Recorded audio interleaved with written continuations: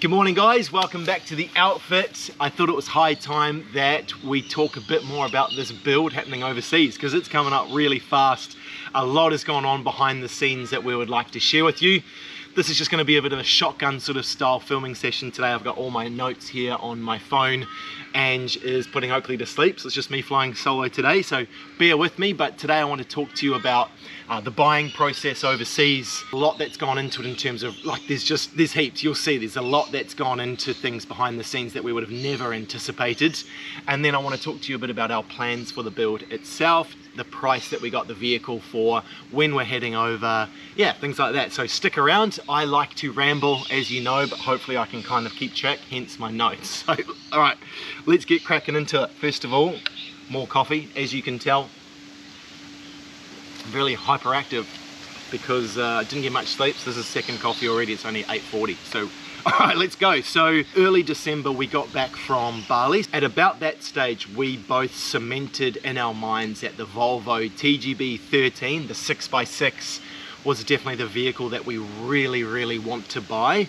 And we didn't really want to make compromises on. So we thought, right, this is our budget. And then I went, I'm gonna find one of these. It doesn't matter where it is, but I'm gonna find one of these. So that was pretty cool when we finally decided, because as you saw in the last video, there were so many vehicles that we considered, and then but it was really good to narrow it down. First up, TGB 13 is the name of the 6x6. There is the 4x4 version called the TGB 11.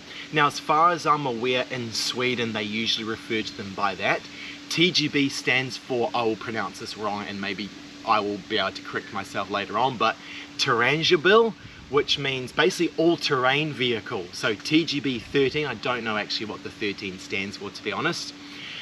And stoked to hear all of your feedback on that last video about the rig reveal. So thank you so much for all the really nice comments, and it's really good to hear that you guys are excited about another build. Even though it's going to be overseas, because Ange and I were sweating that we would lose the majority of our Australian audience if we weren't touring around in Australia.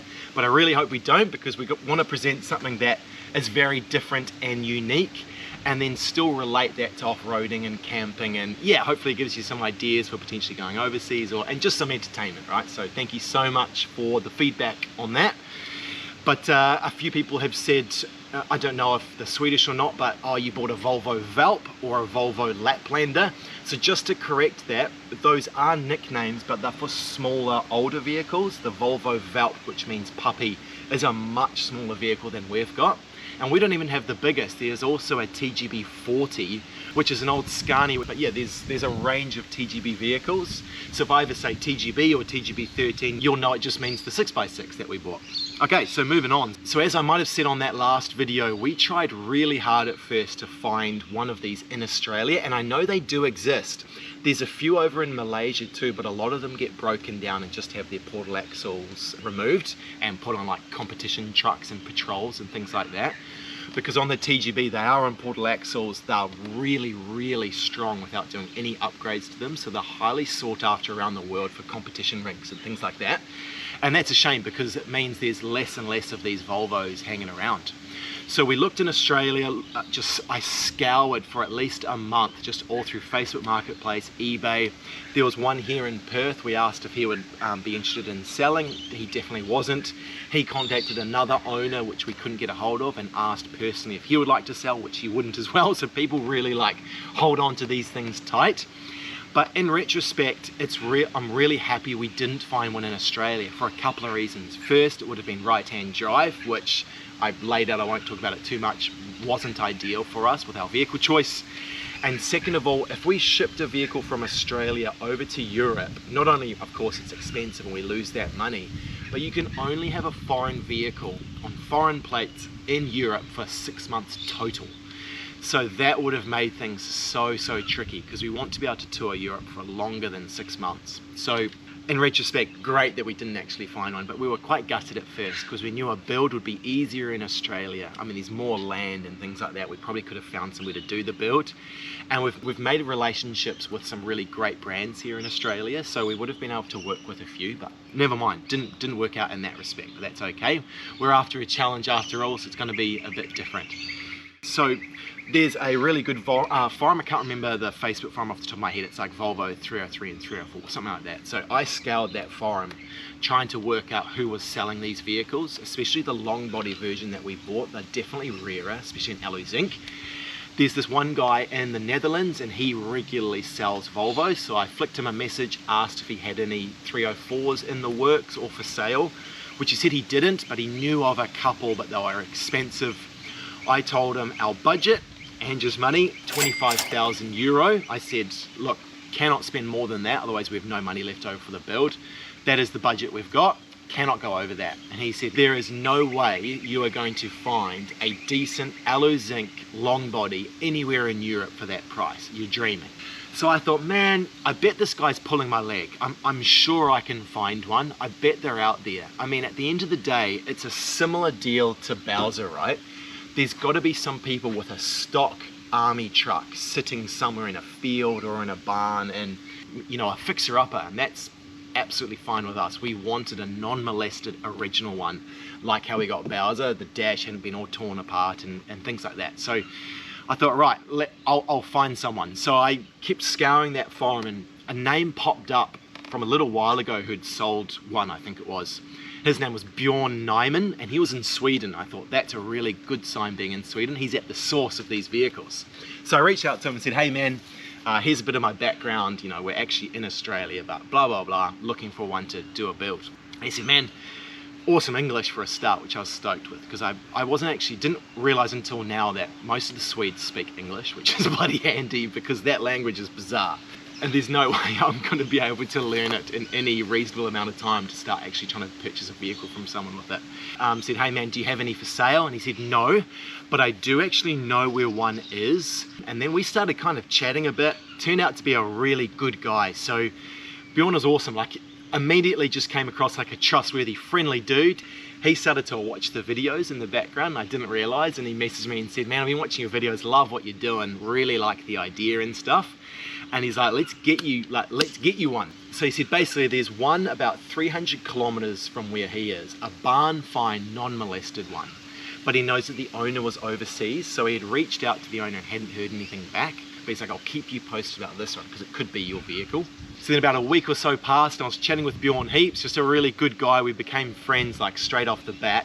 And he didn't come across like a used car salesman, if you know what I mean. So he wasn't pushing me into things, he wasn't trying to change my mind or make any money on the side. It was just really refreshing to see, to be honest. So that was cool. So he filled me with a lot of confidence. So I basically went straight up, man, and went, look, how about I give you 2,000 euro if you drive this 300 kilometers to see this Volvo that he said was in good condition. He'd sent me some photos and it looked fine to me. Meet the owner, and then if you think the vehicle's pretty good, because it turns out Bjorn's actually sold a lot of Volvos and is continuing to do so. He's a bit of an expert on the TGBs, which was great. So I had the confidence that he would know what to look for, like what were the common pitfalls and traps with these vehicles, you know, where the rust would be, does the engine number and the chassis number, do they line up, things like that, so nothing dodgy's gone on. And he was straight away like, yeah, sure. He basically drove out 300k, and I even said to him, mate, for the channel, do you mind taking some photos and some videos of the process so we can show our viewers? So that was really cool. So we got there, kept me in the loop the entire time, and there's quite a big time difference. I think I was up quite late that night, like really excited, trying to work out what was going on. He saw the vehicle, said the owner was a good guy, trustworthy dude, said the Volvo was perfect, like non-molested, everything absolutely fine. Turned over fine, like everything just seemed right. So he said, look, yeah, I think you should buy it. So what he did was he got a invoice from the owner, like an official invoice from the owner's like kind of business. So looked nice and official. And then when Bjorn left, he took with him the ownership papers, like the rego papers of the actual vehicle. So at least he tangibly had something which would have made that other owner quite difficult if he had kind of screwed us over and tried to sell it later on. So we ended up with an invoice that was payable within 30 days.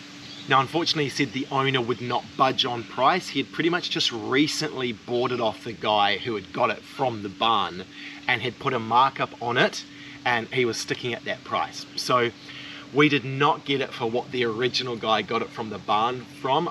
It was still under our budget, so we got it for 20 or just over 23,000 euros, which is 255,000 SEK or Swedish crowns. So very, very happy with that, because there are ones in Germany for sale going for like 40,000 euro, and some of them aren't even alu zinc.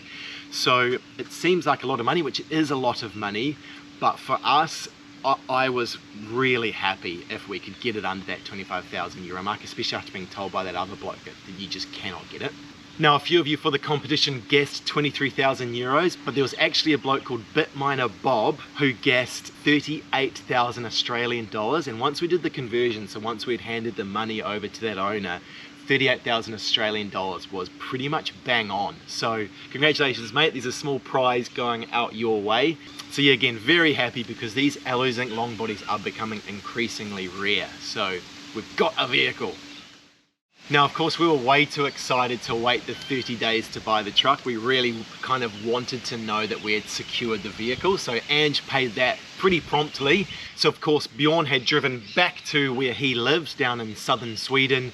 The Volvo was still in this guy's compound. Bjorn organized a transport. This was right over the Christmas New Year period. So in retrospect, we probably should have paid just afterwards, but we basically paid the money and then didn't hear from the owner, I guess because the banks would have been shut, that he had received the money for like a week. So that was like a bit like, oh, what have we done? I was a bit stressed out because this was Ange's money. I was like, God, if I've lost her money and bought a car on the other side of the world through two people basically that I've never met, I must admit I was sweating a bit. But Bjorn gave me heaps of peace of mind, said no, the owner's not a dodgy guy at all, like it'll be absolutely fine, it's just the banks are shut and stuff. So when they reopened, the owner confirmed that the money had entered his account, and then we needed to wait sort of about a week for a truck driver, which Bjorn had got. He got the best price for us and sent me through the quotes he'd been receiving to really keep me in the loop. For 640 euro, a guy could come out with a trailer, pick the Volvo up. I think he just winched it onto the back of this trailer. He could pick it up and take it all the way back to southern Sweden, a bit below the city of Malmo, where Bjorn lives and works. So after waiting a bit, the truck picked it up, brought it back, basically in a full-blown snowstorm. So on that day, Bjorn was sending me pictures of this main highway. A truck had gone off the road and had blocked all the traffic. There were cops everywhere. Apparently it was a little bit of a national disaster in terms of the fire and police couldn't organize themselves fast enough to help people out of these sticky situations. And that was the day we'd basically chosen for the Volvo to be transported. So again, another one of like a bit of a nail-biting day as I wait quite late at night trying to hear back if he had arrived. And I end up having to go to sleep and wake up in the morning like Christmas Day, like not knowing if we've got like a good present or have I received coal because I've been a naughty boy from Santa. So yeah, that was not a whole lot of fun, to be honest. No, I wasn't letting Ange know that I was a bit nervous about it, because if he went off the road or, you know, he had to bail off the trailer or something, I don't know what would have happened, because there probably wouldn't have been, I don't know, it would have been not a whole lot of fun. So, and that would have been our budget for a vehicle done. So anyway, luckily nothing happened. It arrived at Bjorn's workshop and he took some videos for us. So that was really cool, turning up all covered in snow and stuff, like unreal when we're sitting here at like 35 degrees, picturing it's something like minus 25 degrees over in Sweden when this arrived. Cool, okay, so we've got the vehicle, it's secured, it's with someone we trust, it's not with this other owner we never met, so we know we've got the vehicle sorted, and then can now come the more difficult part. So there's a huge process to getting one of these vehicles registered in Sweden, but I'll tell you why soon, why Sweden's the best place for us. So first off, step number one, find the TGB, tick. Number two, Bjorn has to email, it's basically the military email address, and you have to say to them, hey, I'm buying this vehicle. So you basically have to inform them before it's purchased. Step number two as well, sort of the same step, was buy it, which we did. Then three, have it transported, because you can't really drive it 300 kilometers without knowing if the brakes are all fine. I mean, it's got drum brakes, so there's a high chance that I've slightly seized. We can fully expect that. Now, number four, if it hasn't already been properly registered, you've then got to email the military again, which we had to, and have them send the original papers in Bjorn's name, not this other owner's name. And then down the track, when we arrive over in Sweden, that's when we'll get the transfer from Bjorn to us. But yeah, so weird kind of convoluted way to go about things. It's kind of the only way. Then step number 5, an origin control with the transport system basically in Sweden. So you got to send them the original papers and an invoice to an email address. Then they basically approve that you can register this vehicle on Swedish roads. Then comes step number 6. When you've got the approval, then you can book an appointment for like a preliminary registration. So step number 7, when the registration appointment is finished, you will get a license plate and a registration plate. Now that registration appointment, basically you go in there and they measure the truck, they weigh it, they check the lights, the seat belts and tyres, and then they check the engine and the frame number and make sure everything sort of matches on the invoice and the military records, things like that, basically make sure it's legit. Now that's step number 7. Then step number 8, you can then book a regular inspection. That's kind of like your basic mechanical check where they check it's, you know, roadworthy and safe. And in Sweden, that's every 2 years. We are currently at step number 6, where we are waiting to hear back from Origin Control that we can go for that first preliminary rego. So hopefully we hear back soon, because I think they've had the paperwork for about a week. So fingers crossed, it may have even already arrived. I'll ask Bjorn, and it's still, this process is taking a long time. So we're really happy that we bought the vehicle, you know, basically in December/January, because otherwise we'll be heading over there and we'll basically have a vehicle that wasn't road registered or anything like that. So it's good to get through all of these processes, and we're very grateful. Bjorn's just doing this all off the kindness of his heart sort of thing, and then all we're doing is just paying for like whatever the rego process is to the authorities and stuff like that. He's just keeping track of those expenses, and we can just reimburse him for that. So good. We're very, very lucky that we met him. Now this is where it really shines, us buying the vehicle in Sweden. Now when we get this this final rego where we're allowed to basically drive it on the roads, the vehicle is like 49 years old. Now when it hits the 50-year mark, Sweden waives mechanical inspections altogether. Don't even need to do it, which is fantastic. It's a little bit similar to Western Australia with Bowser. Once we got our original truck inspection, got that all ticked off, we don't have to get it checked again, and that's amazing for an international overlander. It's one of the reasons why we really wanted a truck in WA. So basically if we sent Bowser overseas, we can keep it legal and insured. We don't have to like somehow send it back to Oz once a year to do a mechanical check. So it's the same with Sweden when you've got a really old car. Now, because it's 49 years, basically when that 2-year mechanical inspection renewal comes up, it'll be past that 50-year mark, so don't have to do it.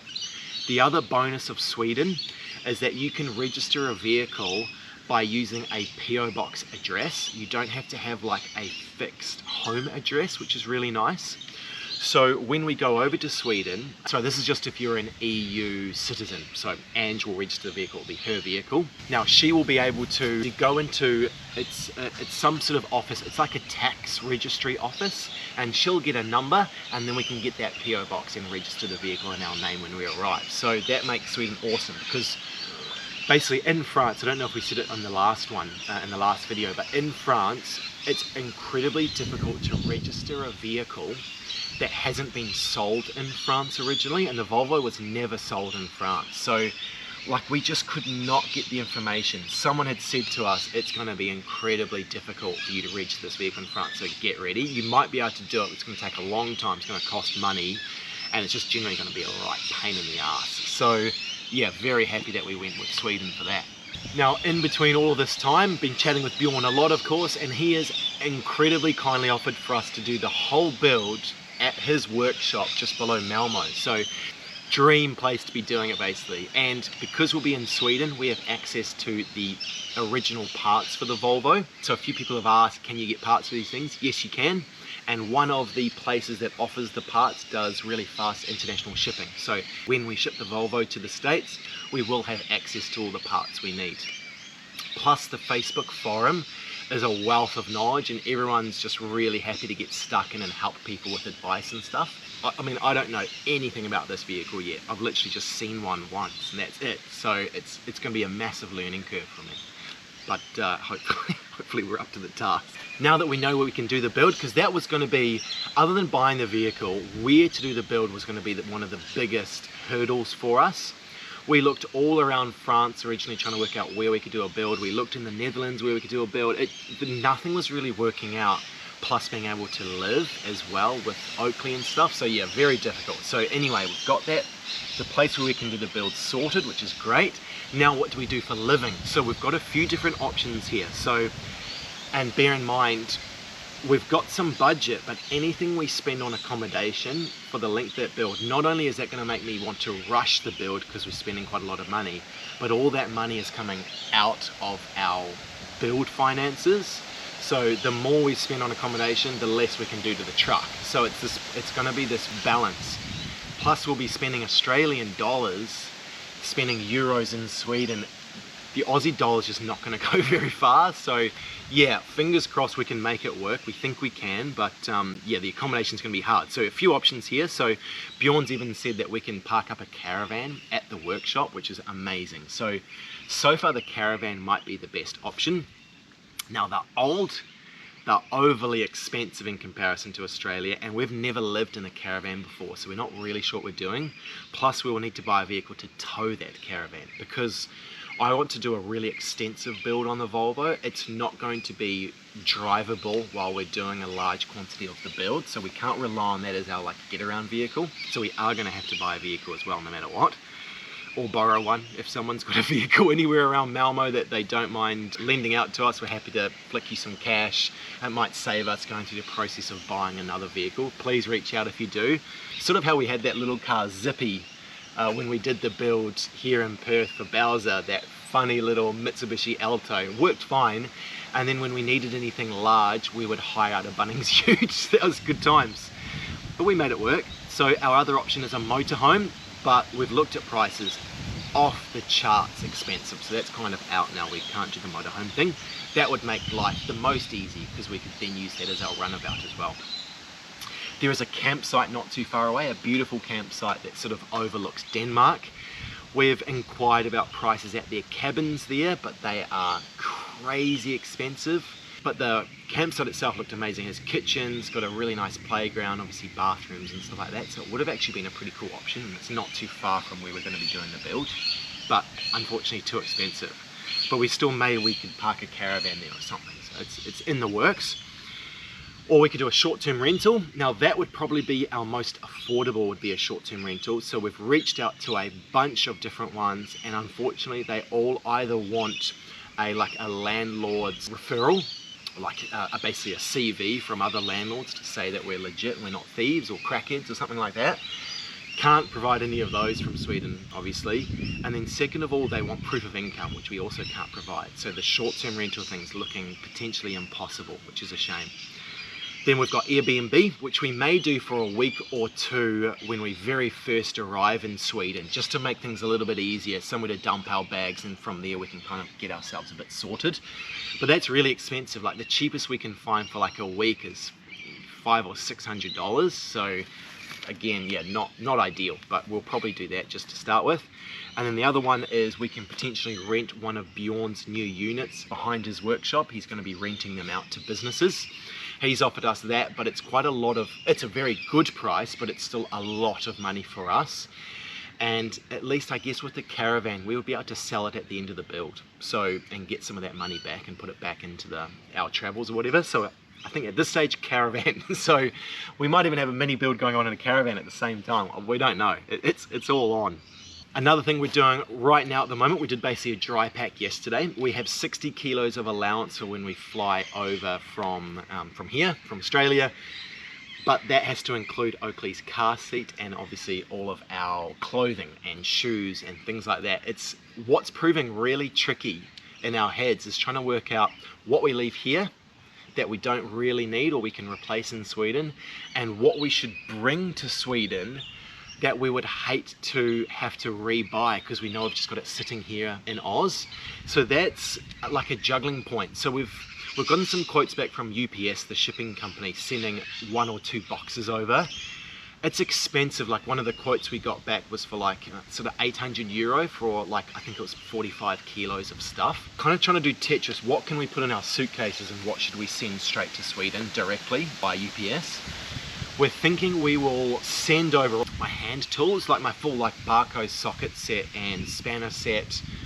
Stuff that when we get there is gonna cost a lot to replace. We're really using a lot of these things as a one-off on the build. We don't want to be buying these again, but they're sitting here. So we did a dry pack yesterday and got a bunch of stuff together. So definitely gonna send my tool roll over, and even things like heat shrink. I've got some like leftover John Guest fittings, stuff that we're really not using in here, but will cost us more to replace in Sweden. So that's been really interesting. We had a full-on day yesterday just getting everything together, and I think we'll make it work. But that's been a bit of a challenge and something we didn't really think of. So hopefully there's definitely going to be stuff that'll be sitting in bowers and we'll be like, oh, I don't want to have to buy this again sort of thing, but never mind. Okay, and last sort of point I want to kind of go over is our ideas for the camper setup itself. So because it's that long body, we definitely can't stand up in it, and that's just not feasible long term for us at all. So I'm going to cut the roof of the long body. Some people are going to be like, oh no, you're cutting like one of these amazing aluminium roofs up, but bear with me. I'm gonna make a, well, I'm hoping to. I'm going to make like a full conversion style. So you would have seen a lot of these companies that, you know, like Molgo Pop Temp, Alucab, stuff like that for the Defender and the Troopy, where the whole roof opens up with your bed in the top, and then you can walk around and have living space inside your vehicle. That's the plan at this stage. So we've actually reached out to a couple of companies that do conversions, wondering if they would like to work with us. But we're at a disadvantage because it's a one-off kind of a vehicle, so no one's really taken the bait. So it looks like I will be doing that conversion completely myself. I've got some good ideas up here, but if I can put them into practice, that'll be an interesting one. But that's going to be a huge pivotal centerpiece of the build. Will be probably a big clamshell rooftop conversion. So yeah, we'll have living space inside, and then we're thinking about having maybe drawers that pull out on the outside as well. There's these side panels on the alu zinc that they come right off. I might be able to turn those into like gull wing windows. But the problem would be once we put the bigger tires and potentially a slight suspension lift, when we change the suspension up a little bit, I think the gull wing windows are just going to be too high for like a pull-out kitchen unless we stand on quite a high stall. So it may just not be actually very practical long term. This is all stuff I kind of need to wrap my head around when I get in front of the Volvo and sort of start to draw things out and things. So we're very much like just spitballing ideas between Ange and I. Nothing set in stone yet for how the conversion is going to take place. We do have an idea of what appliances we want. So really want a diesel heater. We think we want a marine hot water cylinder like what we've got in Bowser, one that plumbs into the engine so we get that free hot water. That would be great. We want a fridge and potentially a separate freezer. Not very sure on aircon. Of course, there's no aircon in the vehicle. Maybe I would be keen to go with something like maybe a Wave 2 or something from EcoFlow, because it did actually work really well. We can't send that over. So I don't know. It's just if we can put that into the build or not, if there's going to be enough room for us to warrant, because we don't use the aircon much in Bowser at all. And I think we're dealing with heat probably more regularly than we will be in Europe. I know it's going to get very hot in Europe sometimes, especially like North Africa and the States. Yeah, but we may just not need it. We might be able to maybe put some fans in and just get enough airflow to make it livable. So yeah, not too sure about the aircon yet.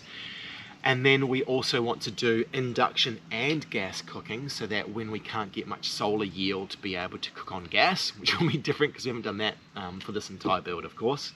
And then we also want to run a composting toilet as well. So we think we know what company we want to work with the composting toilets. That'll be good. So yeah, we've got lots of ideas. It's if I can make that work in like a camper that we can move around in.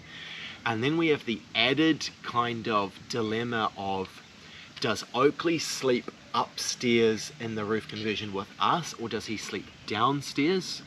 Or for instance, does he sleep upstairs with Ange and I sleep downstairs? Do we want the ability to be able to sleep in the camper without lifting the roof? Yeah, there's a lot going on with that. What I think at this stage is that whenever we park up anywhere around the world, we must pop the conversion up, which makes us a target, especially in Europe, for police and for like locals who hate wild campers, because even if we're not wild camping, we just at a car park or something like that, or somewhere beautiful, they may assume we've camped there, so that might attract some unwanted attention, because it's definitely not like wild camping in Australia. It's going to be much more tricky, and we want to wild camp in Europe. I don't see any reason why we can't if we're self-contained, as long as we're doing the right thing, of course, and being respectful. So we still want the ability to be a bit stealthy, so we'll see. It's going to be just a big Tetris puzzle that we kind of need to make work. Hopefully we can anyway. Finally, an engine swap is on the cards, but I'm going to keep that tight-lipped for now, but I have got the ball rolling, beginning to source the parts for an engine conversion process. That's going to be exciting. I've never done one before. That's so far out of my comfort zone, it's not even funny, but I really want to do it. I want to show you guys that hopefully it is possible to do it with no experience, to actually do like a full engine and transmission change. That's going to be, I'm excited about that. We're going to put big old tires on the Volvo, 6 or 7 big old tires on it. We're going to change the suspension. I don't want to make it too tall. I want to potentially make the stance a bit wider, so that it feels a bit more planted, the vehicle. And yeah, lots planned. So yeah, new shocks, things like that. We'll do hopefully body off chassis. And then I've already ordered the paint. We've decided on the color. We've decided on the name of the Volvo, but we won't share that quite yet. That'll be coming up pretty soon. And then potentially the next Volvo video we do, we will have it in front of us finally. We'll be in Sweden, because we actually fly in about 3 weeks. So we've got lots to organize here in Oz. And then we're going to be over there in a very different environment. And also, just lastly, I'd love to thank all of you who reached out and offered a place for us to park Bowser. So we wanted to park it in Perth because that's where we are at the moment. We didn't want to drive all the way across to Queensland, even though we had some really nice offers there.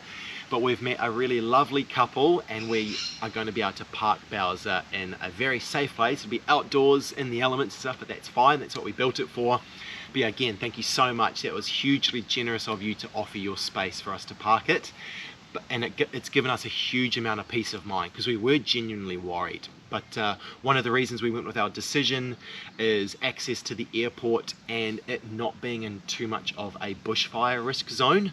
So out in the Perth Hills, there's a lot of bush and there's fires constantly. So we would hate to have been overseas kind of really stressing about a fire taking Bowser. So we think we found an amazing spot. We've met an amazing couple. So yeah, very, very happy with that. Very grateful. Thank you for watching, guys. We will see you on the next video. Cheers.